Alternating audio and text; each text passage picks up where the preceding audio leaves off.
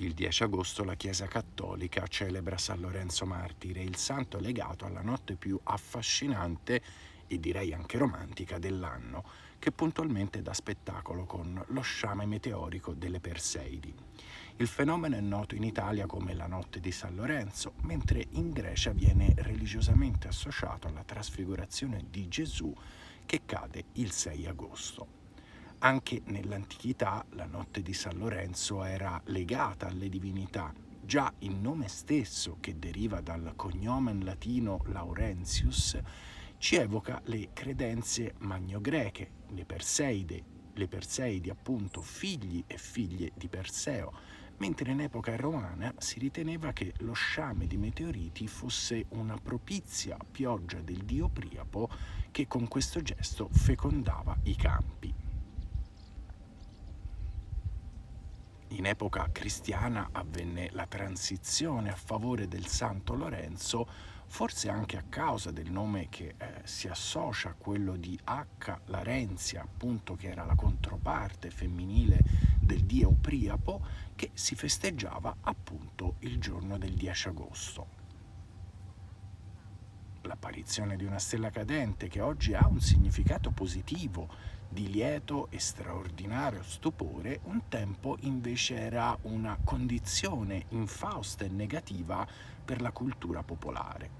Nell'antichità, infatti, le apparizioni di meteore, meteoriti, così come quelle di comete e anche altri fenomeni astronomici, come pure le eclissi, e ne abbiamo testimonianza in tutto il pianeta, erano infatti considerati dei segni infausti in quanto alteravano l'equilibrio del cielo tra il cielo e la terra e quindi anche il ciclo naturale del mondo.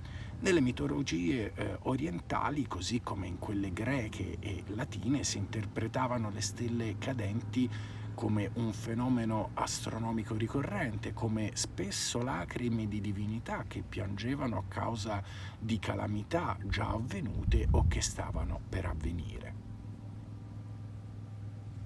Secondo ad esempio l'astrologia cinese, che ha registrato le apparizioni di stelle cadenti e comete fin dal VI secolo a.C., quindi un'epoca estremamente antica, a temere il peggio in questi casi non era tanto la gente comune quanto i regnanti, che a cui spesso si associavano appunto queste lacrime divine, queste lacrime cadenti dal cielo, lacrime di fuoco, come un segno di una battaglia, di un assedio oppure di una crisi di governo che di lì a breve li avrebbe segnati.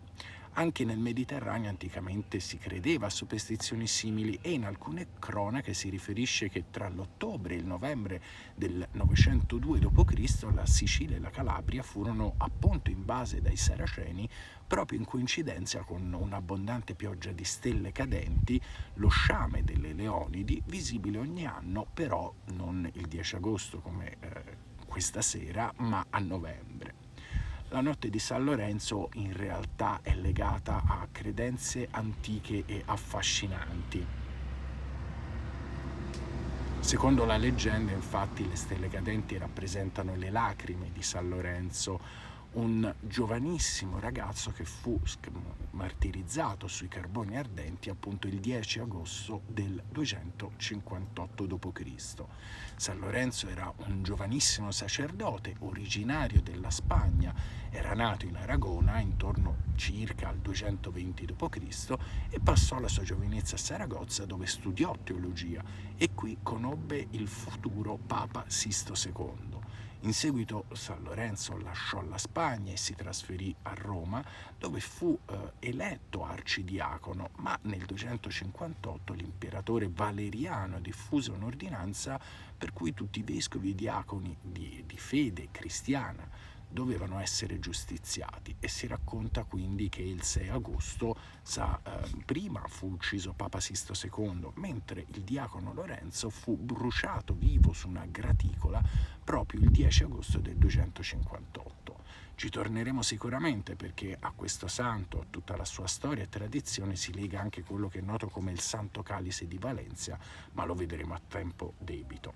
Da allora, ovviamente, ogni anno le sue lacrime infuocate continuano a diffondersi nel cielo come scintille, al ricordo in Italia del sacrificio di questo santo. Buonanotte di San Lorenzo a tutti voi.